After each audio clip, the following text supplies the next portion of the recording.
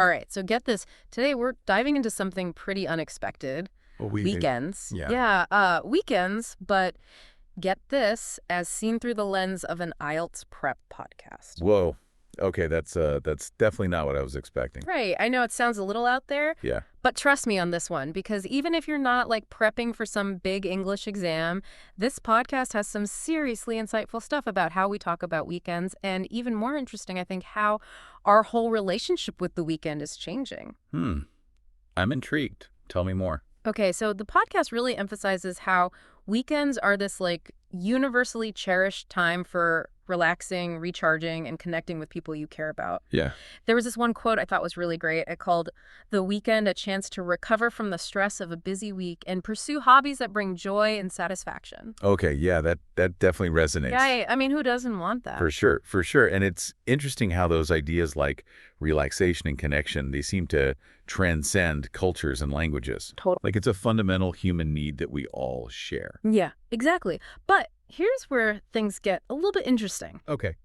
The source also kind of hints at this idea that weekends are maybe changing. Changing how? Well, they're becoming less about genuine downtime and more about squeezing in errands, catching up on work, or, scrolling endlessly through social media. Oh, so like instead of being a break from the week, they're almost becoming like an extension of it. Exactly. Yeah. Like, are we kind of losing sight of what weekends are actually for in this crazy, fast-paced world of ours? It makes you think, doesn't it? Are we sacrificing that essential time to recharge and connect because we feel this constant pressure to be productive? Right.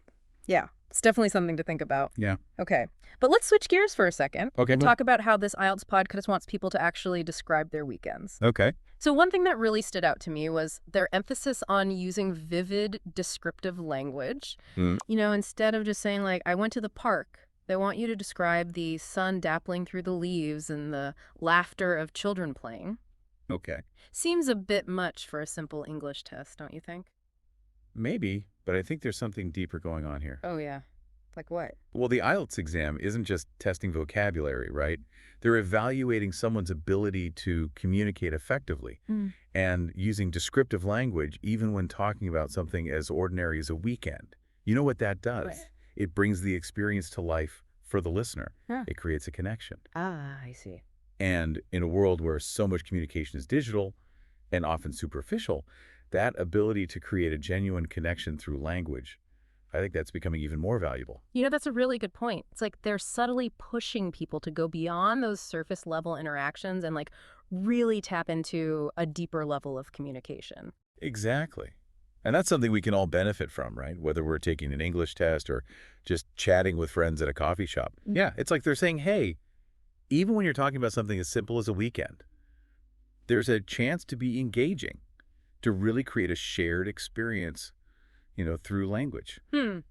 That is a cool way to think about it. Right. It makes me realize maybe we like underestimate the power of language in everyday life. Oh, for sure. Like those small choices we make, the words we use, the details we include, maybe those choices can actually have a big impact on how we connect with people. Absolutely. And, this IELTS podcast actually offers some really practical tips for doing just that. Oh, really? Yeah. For example, they emphasize that it's important to not just list activities, but actually explain why you enjoy them. Right. Like instead of just saying, I like to go hiking on weekends, Exactly. you could say something like, I love hiking because it gives me a chance to clear my head, be in nature, and challenge myself physically.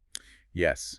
You're not just stating a fact. You're inviting the listener into your experience. You're sharing a part of yourself. Exactly. And by giving reasons for your preferences, you're also revealing something about yourself. Right. Your values, what makes you tick. It adds depth and authenticity to your communication. I like that. Yeah. I also noticed that they encourage people to acknowledge different perspectives. Oh, yeah. Even when they're talking about something as personal as weekend preferences. Uh-huh. Like even if you're a total homebody, they suggest acknowledging that sometimes you might enjoy venturing out and trying something new. And it's like they're saying, hey, be open to new experiences, be flexible. Totally. It shows you're not stuck in your ways, that you're willing to consider different options. Yeah. Adapt to different situations. And let's face it, nobody wants to talk to someone who's completely rigid in their thinking. I totally agree. It's about being a well-rounded communicator, someone who can engage with different ideas and different perspectives. Exactly. And honestly, that's a skill that goes way beyond, any English test. For sure. It's something we all need to navigate this, complex world we live in. Absolutely.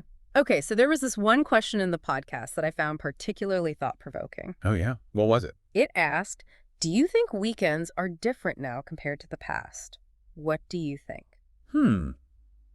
That is a good one. Yeah. I mean, we've already talked about this idea that weekends are changing, but I'm curious, how are other people experiencing that shift? Right.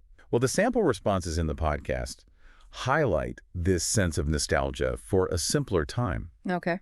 When weekends were really dedicated to rest and family time, they talk about how in the past weekends were often spent enjoying homemade meals, playing board games, Yeah. or just relaxing at home. It's so different now, right? It is. Now it seems like weekends are full of errands, social commitments, even catching up on work emails. Right. It's like we've lost the ability to truly unplug and disconnect. Yeah, and it makes me wonder if we're doing ourselves a disservice by not setting firmer boundaries. Are we sacrificing our well-being and mental health by constantly being on? It's a valid concern. Yeah. And I think this whole question of how weekends have evolved is really at the heart of what makes this IELTS material so relevant to our lives. It's not just about learning how to describe your weekend plans. It's about examining how societal shifts are impacting our leisure time and ultimately our overall well-being. That's a really powerful point. Yeah. So what can our listeners take away from this? What concrete steps can they take to reclaim their weekends and make sure they're using that time intentionally? That's a great question. Yeah. And one that we should definitely explore further. But first, I think it's important to acknowledge that there's no one-size-fits-all answer. Right. Of course. Everyone's weekend needs and preferences are different. Totally. Some people thrive on a jam-packed schedule, Yeah. while others need lots of downtime to recharge. It's about figuring out what works best for you and then creating a weekend routine that supports your well-being. Exactly. And that might involve setting some boundaries, Right. like limiting screen time or designating certain hours as work-free zones. Okay. It might involve scheduling in activities that bring you joy and help you disconnect, whether that's spending time in nature, reading a good book, or simply hanging out with loved ones. I love that it's about being intentional and proactive in shaping your weekend experience rather than just letting it happen to you. Precisely. Yeah. And I think this IELTS podcast, in its own kind of roundabout way, is encouraging us to do just that. Yeah. It's prompting us to think critically about how we're spending our weekends and whether those choices are truly aligned with our values and priorities. It's like this IELTS prep is accidentally a guide to mindful living disguised as language practice. Right. But it makes sense when you think about it. Language is how we shape our experiences, right? Yeah. How we communicate our needs and desires. So if we're not being intentional with our language, we're probably not being intentional with our lives either. That is deep. Okay, so let's bring this back to our listener and their weekends. Okay. We've talked about how weekends are changing, becoming more hectic, less about true relaxation. Right. So practically speaking, what can our listener do to push back against that trend and create a weekend experience that actually feels rejuvenating? Well, one thing that really resonated with me from the IELTS material was this idea of contrasting those idyllic images of weekends past with the reality of weekends today. It's like holding up a mirror to our own lives and asking, is this what we really want? Are we sacrificing, those simple pleasures and meaningful connections just for the sake of being busy? Yeah, it's so easy to get swept up in that go-go-go mentality, isn't it? It is. There's always something to do somewhere, to be something to achieve. Right. But maybe that's part of the problem. Yeah. Maybe we need to give ourselves permission to slow down, to just be present, you know, and to simply enjoy the moment without feeling like we have to be productive all the time. I think you're absolutely right. And that might mean making some tough choices. Okay. It might mean saying no to certain commitments, setting boundaries around work emails, or consciously choosing to spend time doing things that bring you joy and nourishment. Even if they don't necessarily look productive to other people. Right. Maybe instead of cramming a million errands into your Saturday, Exactly. you decide to just spend the morning lingering over coffee with a friend. Yeah. Or instead of scrolling through social media, you take a walk in nature and just breathe. Yes.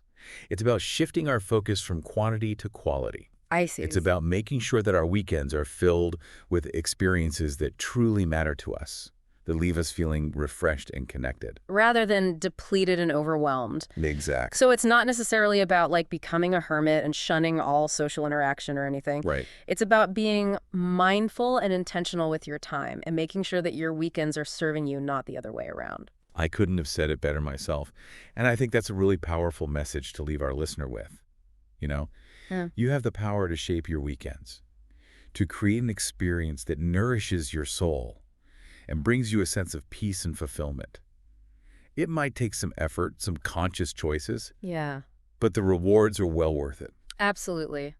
Who would have thought that an IELTS Prep podcast would lead us to such profound insights about, the importance of reclaiming our weekends and living more intentionally? Right. It's proof that sometimes the most valuable lessons come from the most unexpected places. So true. So as you head into your weekend, dear listener, I encourage you to consider this. What small changes can you make to create a weekend experience that truly nourishes you? What can you let go of? What can you embrace? The answers, as always, lie within. Beautifully said. And until next time, may your weekends be filled with joy, rest, and meaningful connections.